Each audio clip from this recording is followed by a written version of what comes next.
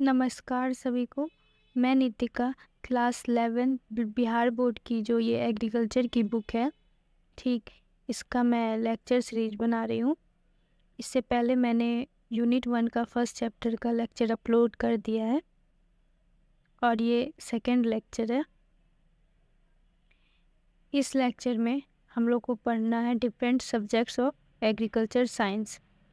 Agriculture science में और कौन कौन से दूसरे सब्जेक्ट होते हैं। एग्रीकल्चर एक तो पहले बहुत वास्ट सब्जेक्ट है, इसमें बहुत कुछ आता है, जैसे कि एग्रोनॉमी हो गया, मेट्रोलॉजी हो गया, सॉइल साइंस हो गया, फिशरीज हो गया, फॉरेस्ट्री हो गया, इकोनॉमिक्स हो गया, फिजियोलॉजी हो गया, पैथोलॉजी हो गया। बहुत सारे सब्जेक्ट है एग्रीकल्चर साइंस के। मेनली आपके बुक में जो दिया गया है, सबसे पहला है एग्रोनॉमी। एग्रोनॉमी को हिंदी में सस्य विज्ञान कहते हैं और ये एक ग्रीक वर्ड है, ये आप याद कैसे रखिएगा। एग्रोनॉमी में भी जी है और ग्रीक वर्ड में भी जी है, जी से जी दोनों में सेम जी है, तो ये याद रखिएगा एग्रोनॉमी एक ग्रीक वर्ड है, क्योंकि बच्चों को ये कन्फ्यूजन होता है लैटिन वर्ड और ग्रीक वर्ड में। ठीक, अब एग्रोनॉमी कैसे बना है। एग्रोनॉमी 2 वर्ड से बना है, एग्रोस प्लस नॉमस। एग्रोस का मतलब होता है फील्ड और नॉमस का मतलब होता है मैनेजमेंट। एग्रोनॉमी क्या है, मैनेजमेंट ऑफ फील्ड है।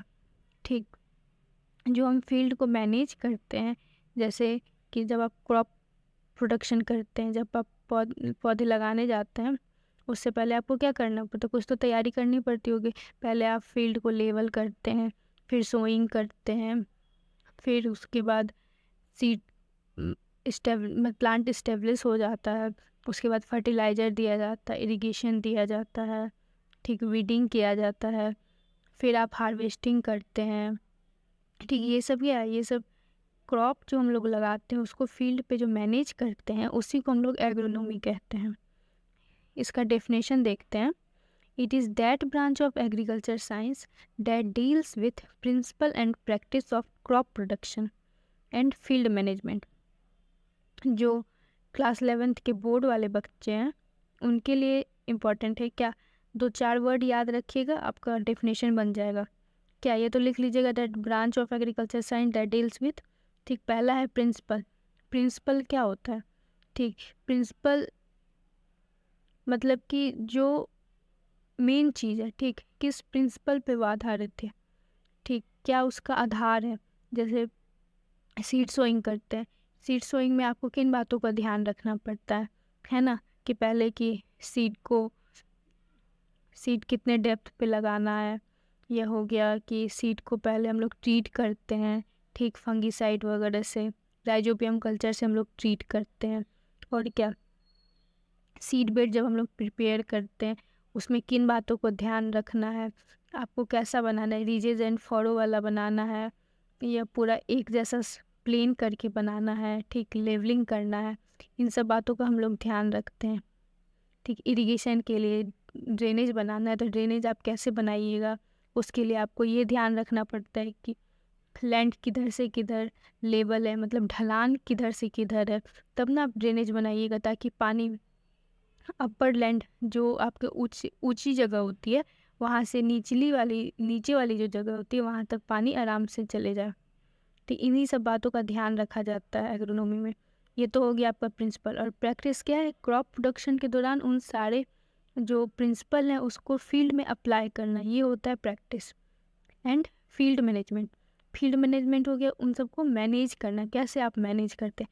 अब देखिए, इरिगेशन ही देना है, मानिए चलिए वीट में 5 इरिगेशन पड़ता है, ठीक, 5 बार देना। अब तुरंत तुरंत तो आप इरिगेशन नहीं देंगे, उसके लिए है ना कि 10 दिन 20 दिन का आपको गैप चाहिए। ये ठीक, आप प्लांट की स्टेज देख के इरिगेशन देते हैं, जब टीलर आ रहा है तब देते हैं, जब ग्रीन फिलिंग हो रहा है तब दे रहे हैं। ठीक, ये क्या, ये मैनेज करना है फील्ड को, इरिगेशन कब कब देना है। उसी तरह है कि फर्टिलाइजर डोज कब देना है, वो आप मैनेज करते हैं। जैसे नाइट्रोजन है, नाइट्रोजन 3 स्प्लिट में दिया जाता है, ठीक, एक साथ आप सारा नाइट्रोजन नहीं देते हैं प्लांट को, उसको पहले थोड़ा देते, फिर बाद में थोड़ा देते, फिर बाद में थोड़ा देते। ये क्या है, मैनेज करना।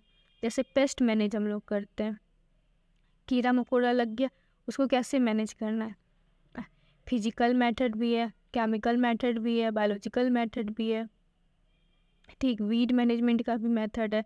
जैसे हो गया, होता है कि होइंग कर दिए, ठीक, खुरपी से उखाड़ दिए वीड, एक तो ये मेथड हो गया। दूसरा हो गया हर्बिसाइड स्प्रे कर दिए, ठीक, एक ये मेथड हो गया। यही सब है मैनेजमेंट ऑफ फील्ड करना। ठीक, फिर हिंदी में देखते हैं इसका क्या है।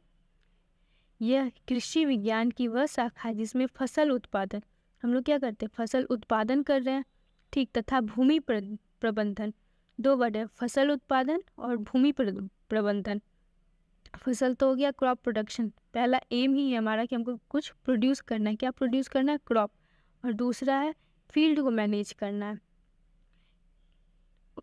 भूमि प्रबंधनों के सिद्धांतों तथा कृषि क्रियाओं का अध्ययन किया जाता है, यही होता है एग्रोनॉमी। ये आप याद कर लीजिएगा, कृषि क्रियाओं का अध्ययन मतलब जो भी एग्रीकल्चर एक्टिविटी हम लोग करते हैं उसका हम लोग स्टडी करते हैं, ठीक, ये होता है एग्रोनॉमी। दो चीज़ें इसमें, फील्ड मैनेजमेंट और क्रॉप प्रोडक्शन। फिर है क्या, अब हम लोग क्या करते हैं, आज के टाइम में क्या करते हैं, मॉडर्न टेक्निक और जो प्रिंसिपल है उसको हम लोग अप्लाई कर रहे हैं। मॉडर्न टेक्निक क्या है, जैसे पहले होता था कि लोग लकड़ी की सहायता से सोइंग करते थे, अभी क्या है, सीड ड्रिल के हेल्प से सोइंग कर रहे हैं। ये क्या मॉडर्न टेक्निक है। पहले था कि फर्टिलाइजर स्प्रे करना है तो ब्रॉडकास्टिंग वो छिड़क देते थे, ठीक, आपने देखा भी होगा बहुत जगह लोग ऐसे छिड़क देते हैं, हाथ से ही पूरे फील्ड में छिड़क देते हैं। अभी क्या है कि उसको या तो सीड कम फर्टिलाइजर ड्रिल के थ्रू दिया जाता है, ठीक, मशीनरी के थ्रू, या तो एक आता है सॉल्यूशन वाला जो सॉल्यूशन के थ्रू दिया जाता है। उसमें होता है पीठ में एक डिब्बा जैसा बना रहता है, उसमें सॉल्यूशन रहता है, एक हाथ से प्रेशर बनाया जाता है, हैंड पंप जैसा रहता है, और दूसरे हाथ से स्प्रे किया जाता है, ठीक, होगा तो मैं उसका आपको पिक्चर भी दिखाऊंगी। यही होता है मॉडर्न टेक्निक हम लोग यूज़ कर रहे हैं। क्या और यूज़ कर रहे हैं, मशीनरी हम लोग यूज़ कर रहे हैं, ठीक, और क्या यूज़ कर रहे हैं, जैसे एग्रोमेट्रोलॉजी। आजकल तो हम लोग के फ़ोन में डाटा मिल जाता है, केवीके के थ्रू साइंटिस्ट लोग जो होते हैं, ठीक, वो ग्रुप बना के हम लोग को डाटा भी प्रोवाइड कर देते हैं, ठीक, कि अगले 10 दिन का कैसा मौसम रहने वाला। ये क्या हम लोग जो भी न्यू टेक्निक है, जो भी नए नई चीज़ आए उनका यूज करना है एग्रीकल्चर में, यही है।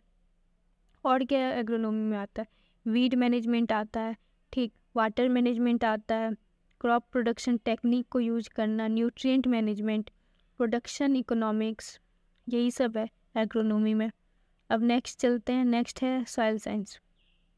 सॉइल साइंस क्या है, सॉइल साइंस वो सब्जेक्ट है एग्रीकल्चर साइंस का जिसमें हम लोग क्या स्टडी करते हैं, फिजिकल, केमिकल और बायोलॉजिकल प्रॉपर्टीज ऑफ सॉइल। याद रखना है क्या, फिजिकल, केमिकल और बायोलॉजिकल। फिजिकल में क्या प्रॉपर्टी हो गया, जैसे सॉइल का कलर कैसा है, सॉइल का टेक्सचर कैसा है, ठीक, सॉइल सैंडी है, लोमी है या क्लेई सॉइल है, ठीक। केमिकल प्रॉपर्टीज हो गया कि एसिडी मतलब कि सॉइल एसिड है या बेस कैटेगरी में आता है, ठीक, सोडिक सॉइल है, कैसा सॉइल है, ठीक, बहुत इसका बेसिस होता है क्लासीफाई करने का। उसके बाद है cation exchange capacity, anion exchange capacity कैसा है सॉइल का, ठीक। बायोलॉजिकल प्रॉपर्टी में क्या आएगा, ऑर्गेनिक मैटर कितना है, ठीक। उसके बाद अगर सॉइल है तो उसमें ह्यूमस कितना है, यही सब हम लोग स्टडी करते हैं सॉइल साइंस में। सॉइल साइंस और क्या है, फर्टिलिटी और प्रोडक्टिविटी भी देखते हैं। फर्टिलिटी होता है सॉइल का, अगर सॉइल फर्टाइल है, सॉइल बहुत अच्छा है, तो उसमें न्यूट्रिएंट है, तो प्रोडक्टिविटी जो होगा वो बहुत अच्छा होगा। प्रोडक्टिविटी किसका, क्रॉप प्रोडक्टिविटी, मतलब क्रॉप का जो प्रोडक्शन होता है वो बहुत अच्छा होगा। और फिर है सॉइल फॉर्मेशन कैरेक्टरिस्टिक, सॉइल कैसे बनता है पता है ना, सॉइल वेदरिंग के थ्रू बनता है, उसका कैरेक्टरिस्टिक क्या है, जैसे क्ले सॉइल का क्या कैरेक्टरिस्टिक है, ठीक, वो हैवी होता है, उसका जो इंटरपोरस स्पेस जो होता है वो बहुत कम होता है। न्यूट्रिएंट मैनेजमेंट, और फिर प्रॉब्लमेटिक सॉइल जो होता है उसका कैसे हम लोग उसको रिक्लेम कर सकते हैं, कैसे ठीक कर सकते हैं, यही सब है सॉइल साइंस में, हम यही सब स्टडी करते हैं। फिर है प्लांट ब्रीडिंग एंड जेनेटिक्स। दूसरा सब्जेक्ट है आपका प्लांट ब्रीडिंग। एक तो क्लास 10th में भी बायोलॉजी में आपने पढ़ा होगा ब्रीडिंग का कॉन्सेप्ट, जेनेटिक्स का कॉन्सेप्ट, मेंडल लॉ हो गया, डायहाइब्रिड क्रॉस, मोनोहाइब्रिड क्रॉस। ठीक, ये वही सब प्रिंसिपल है जो यहाँ अप्लाई होता है। जैसे कि कोई भी आप एग्रीकल्चर प्रैक्टिस करते हैं, उसका मेन एम क्या होता है? मेन एम होता है प्रोडक्शन लेना, ठीक, कुछ प्रोड्यूस करना। अब प्रोडक्शन में क्या क्या चैलेंजेस आते हैं? जैसे कि लोकल चैलेंजेस होता है क्या, आपके यहाँ मान के चलिए इन्वायरमेंटल कंडीशन चेंज हो रहा है, ठीक, पानी की कमी हो रही है, तो अब हम वैसा वैरायटी चाहेंगे, मान के चलिए धान है, उसका हम वैसा वैरायटी चाहेंगे जो कम पानी में हो जाए, ठीक, या तो वैसा हम प्लांट चाहेंगे जो कि शॉर्ट ड्यूरेशन का हो, ठीक, कम दिनों में हो जाए। एक होता है लॉन्ग ड्यूरेशन प्लांट, एक होता है शॉर्ट ड्यूरेशन प्लांट। या तो बहुत होता है हम जैसा नया न्यू कैरेक्टरिस्टिक अपने प्लांट में चाहते हैं वैसा प्लांट बनाना, ठीक, ये सब कैसे होगा? ये प्लांट ब्रीडिंग के हेल्प से होता है, ठीक, उसको क्रॉस करवाया जाता है, फिर वो प्लांट बनता है, फिर उसका मल्टीप्लिकेशन होता है, फिर उसका ट्रायल होता है, यही सब हम लोग प्लांट ब्रीडिंग में स्टडी करते हैं।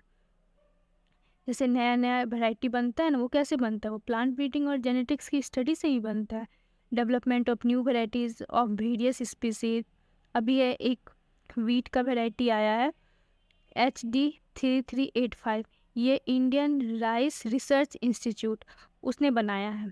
याद रखिएगा, वीट का वैरायटी है HD3385, लेकिन बनाया किसने है? इंडियन राइस रिसर्च इंस्टीट्यूट, ठीक। ये क्या है? ये हीट स्ट्रेस से टॉलरेंट है। अभी जो हीट स्ट्रेस होता है ना, जब गेहूँ तो वैसे टेम्परेट एंड ड्राई क्लाइमेट का है, ठीक, उसका क्लाइमेट कैसा होता है, उसको कैसा क्लाइमेट चाहिए?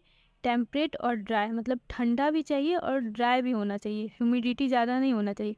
लेकिन जब जब वो ग्रेन फिलिंग होता है, जब उसका दाना बनता है, उस टाइम पे जब पछुआ हवा आने लगती है, मतलब वेस्ट से जब विंड आने लगती है, तो उसमें क्या होता है, गर्म हवा के चलते वो दाना पूरा फूलता नहीं है, मतलब वो पूरा ग्रोथ उसमें नहीं हो पाता, इसलिए गेहूं का दाना का साइज बहुत छोटा छोटा हो रह जाता है। इससे यील्ड पे इफेक्ट करता है, प्रोडक्शन डिक्लाइन होता है और क्वालिटी भी डिक्लाइन होता है। इसके कारण साइंटिस्ट ने क्या किया, एक न्यू वैरायटी डेवलप किया HD3385, जो क्या है, हीट स्ट्रेस से टॉलरेंट है। और क्या है, जैसे हम लोग प्लांट ब्रीडिंग में सीड बोलते हैं, size, productivity, characteristic, disease and paste resistant, ठीक, ये सब का स्टडी करके अपना डिजायरेबल करेक्टर इंट्रोड्यूस करके हम लोग न्यू वैरायटी बनाते हैं। जैसे बायोटेक्नोलॉजी हो गया, जेनेटिक इंजीनियरिंग, इन सब का हम लोग यूज करते हैं, टिश्यू कल्चर, इसका यूज करके हम लोग न्यू न्यू वैरायटी डेवलप करते हैं। फिर है हॉर्टिकल्चर। हॉर्टिकल्चर क्या है? हॉर्टिकल्चर बागवानी, सबको पता होगा हॉर्टिकल्चर क्या होता है। इसमें हम लोग फ्रूट का स्टडी, वेजिटेबल का study, flower, medicinal and aromatic plant, इन सब का प्रिंसिपल और प्रोडक्शन टेक्नोलॉजी, मतलब इसका प्रिंसिपल क्या है, ठीक, और प्रोडक्शन कैसे करना है, उसके बारे में पूरी जानकारी हमको हॉर्टिकल्चर में मिलती है।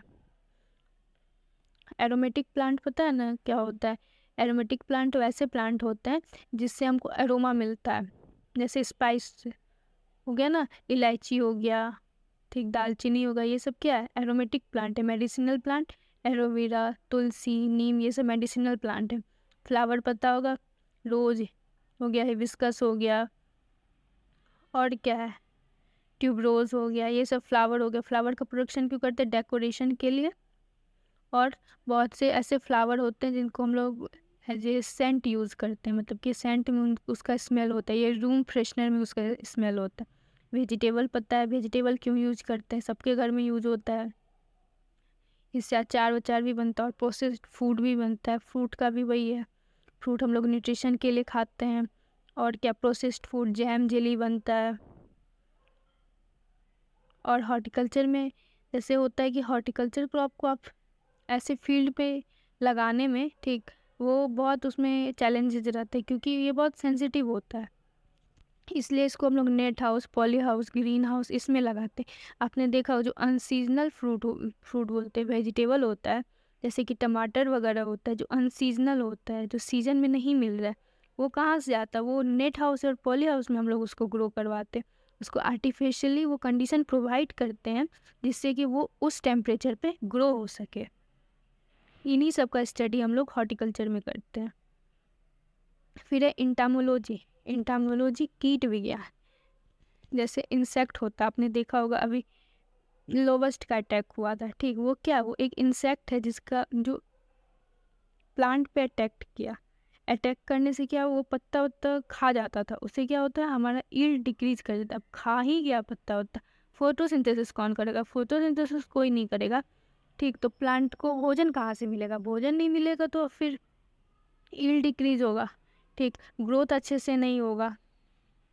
यही है to study about insect and their management for crop production. हम लोग इंसेक्ट का स्टडी करते हैं, ये कौन सा इंसेक्ट है, ठीक, इसका क्लासिफिकेशन क्या है, इसको मैनेज करने के लिए हमको क्या करना पड़ेगा, ठीक, इंसेक्ट को कैसे बायोलॉजिकल मेथड होता है, केमिकल मेथड होता है, ठीक। कुछ इंसेक्ट हमारे लिए हेल्पफुल होते हैं, जैसे कि हेल्पफुल किस मायने में होंगे, ठीक, वो पॉलिनेशन कराते हैं, ये हेल्पफुल हो गया, ठीक। और क्या करते हैं इंसेक्ट, जैसे सिल्क वार्म है, सिल्क वार्म से क्या मिलता है, रेशम का कीड़ा मिलता है, वो कोकून बनाते हैं और कोकून से हमें रेशम का धागा बना लेते हैं, ये हो गया। हनी बी से हमें हनी मिलता है, और लैक का कीड़ा होता है लाख का, उससे हम लोग की चूड़ियाँ बनती है, ठीक, ये सब भी है बेनिफिशियल इंसेक्ट।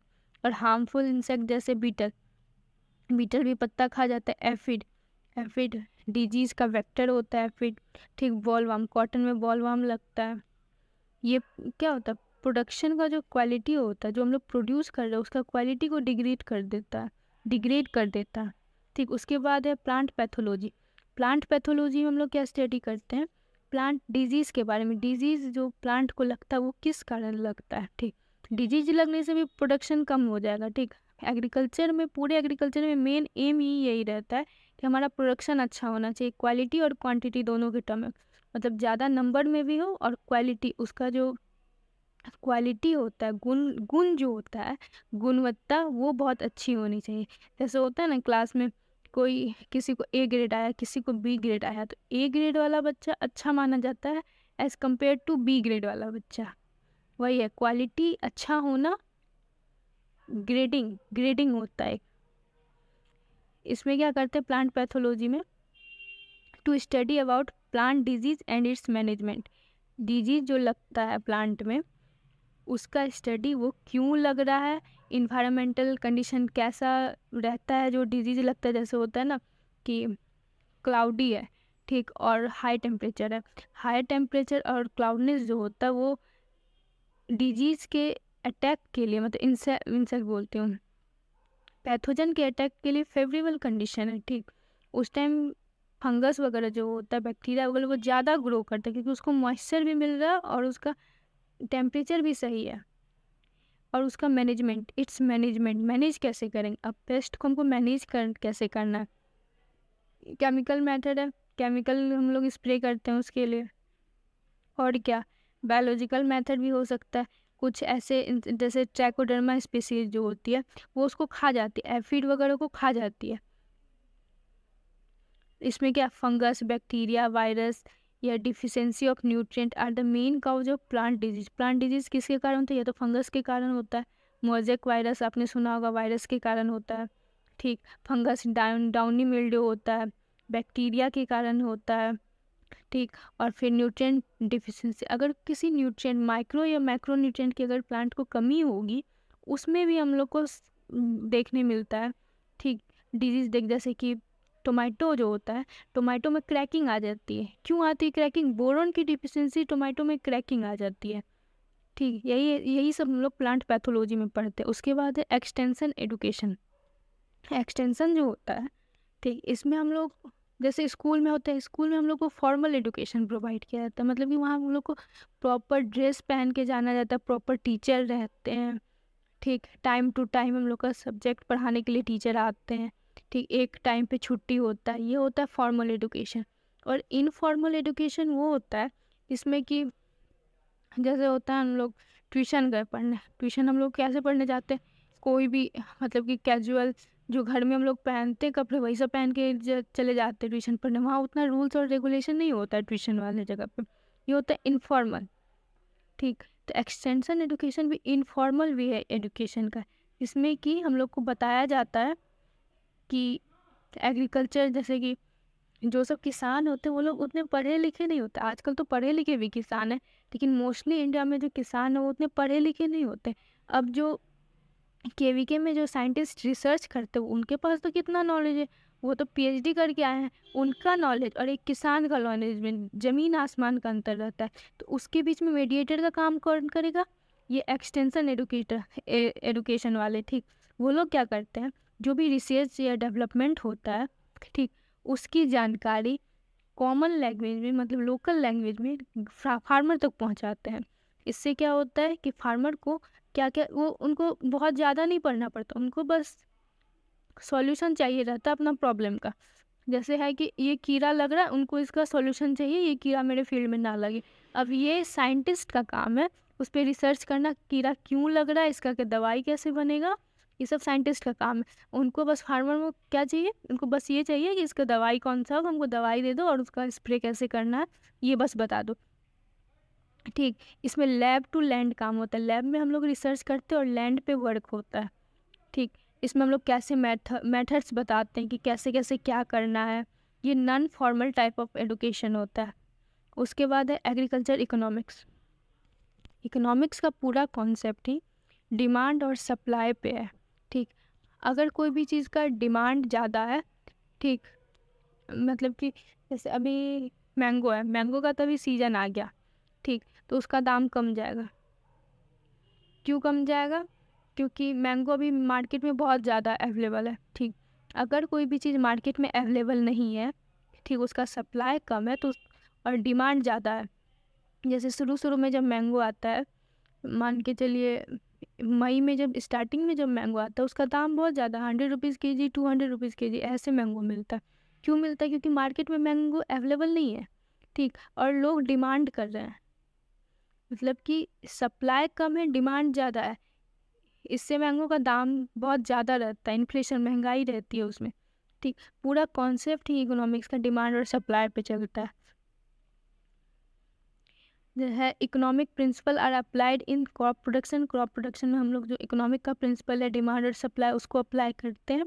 ठीक, जैसे commercial farming, MSP, resource management, market, loan, cooperative society जो होती है वो लोन देती है। ठीक, इन सब का जो स्टडी जो करते हैं वो होता है एग्रीकल्चर इकोनॉमिक्स। आपने देखा होगा कि जैसे गांव में जो सब्जी मिलती है वो बहुत सस्ता मिलती है, 10 रुपये 15 रुपये kg आपको सब्जी मिल जाएगी। लेकिन वही सब्जी जब अर्बन एरिया शहर में पहुंचती है तो वहाँ पे वो बहुत महंगी मिलती है। ऐसा क्यों? गांव में सब्जी अवेलेबल है, ठीक, वहाँ सप्लाई ज़्यादा है, ठीक, और लेने वाले कम लोग हैं, तो वहाँ पे वो सस्ता बिकता है। लेकिन शहर में ऐसा क्या होता है, शहर में सप्लाई कम है, उतना तो आ नहीं पाता है। अब सारे लोग अपने सब्जी गांव से ले जाके शहर में नहीं ना बेचते हैं, कुछ ही जिनके पास ट्रांसपोर्टेशन अवेलेबल है वही लोग जाके शहर में बेचेंगे। अब वहाँ जाके सब बेचते हैं तो सप्लाई कम है लेकिन डिमांड ज़्यादा है, ठीक, तो वहाँ पे वो महंगा बिकता है। यही होता है एग्रीकल्चर इकोनॉमिक्स का पूरा कॉन्सेप्ट ही डिमांड। जब आपको लिखने भी आएगा तो आप आराम से लिख सकते, समझा हुआ रहेगा तो आप आराम से लिख लेंगे। एग्रीकल्चर प्रोडक्ट एंड सर्विसेज, इसका भी हम लोग स्टडी करते हैं, प्रोडक्शन, डिस्ट्रीब्यूशन, कंजप्शन, फार्म कैसे मैनेज करना है। फिर है एग्रीकल्चर मशीनरी। एग्रीकल्चर मशीनरी में क्या होता है ये तो सबको पता होगा, टीलेज के लिए हमको कल्टीवेटर चाहिए, लेबरिंग के लिए लेबरर चाहिए, हैरोअर चाहिए, ठीक, और क्या, हार्वेस्टर चाहिए, थ्रेशर चाहिए, रोटावेटर आप जानते होंगे, ठीक, मल्चर चाहिए। तो ये सब मशीनरी है जो कि हम लोग एग्रीकल्चर में यूज करते हैं। आगे चैप्टर में आपको जब टीलेज पढ़िएगा तब आपको पता चलेगा कौन कौन सा मशीनरी किस चीज़ में यूज होता है। फिर है एग्रीकल्चर स्टैटिक्स। एग्रीकल्चर स्टैटिक्स का क्या यूज है, जैसे कोई भी डाटा होता है, मैं आपको दिखाती हूँ एग्जांपल।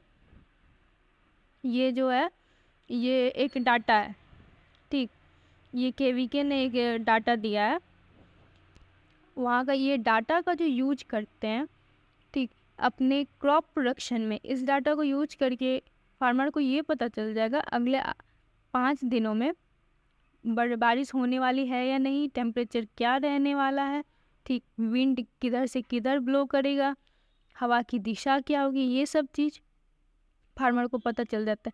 और एग्रीकल्चर के जो साइंटिस्ट होते हैं वो इसको स्टडी करके, ये जैसे है ना यहाँ पे बता दिए कि अगले 5 दिनों तक औसत नमी 20% और न्यूनतम नमी 10% रहने की संभावना है, और आकाश में आंशिक रूप से साफ रहने और पूर्व हवा वर्षा की संभावना नहीं है। ये क्या है? ये इसको स्टडी करके, ये जो पूरा ये जो डाटा है, ठीक, इसको स्टडी करके ये निकाला गया, ये रिजल्ट निकाला गया। यही सब चीज़ की पढ़ाई हम लोग एग्रीकल्चर स्टैटिक्स में करते हैं, मैथमेटिकल ऑपरेशन का यूज करते हैं। ये तो बस एक मेट्रोलॉजी में इसका एप्लीकेशन बताया, इसी तरह प्रोडक्शन इकोनॉमिक्स में इसका यूज होता है, ठीक। और जैसे कि आप लोग जानते होंगे सॉइल साइंस का स्टडी करते हैं, उसमें यूज होता है स्टैटिक्स का। और भी जो वेरियस एग्रीकल्चर के सब्जेक्ट हैं उन सब में यूज होता है, ठीक। इसमें क्या है, study of agriculture data and it's analysis. जैसे ये डाटा है, ठीक, इसको एनालिसिस करके ये रिजल्ट निकला है, ठीक।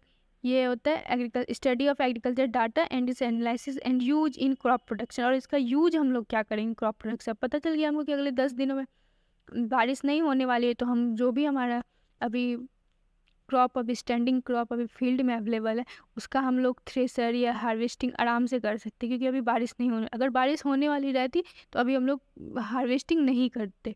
यही होता है एग्रीकल्चर स्टैटिक्स का यूज क्रॉप प्रोडक्शन में। होपफुली आपको ये पूरा लेक्चर समझ में आया होगा। अगर किसी को कोई भी टॉपिक नहीं समझ में आया तो वो कमेंट कर दीजिएगा, और मैं ये जो नोट्स है ये टेलीग्राम चैनल पे अवेलेबल करा दूँगी। Thank you.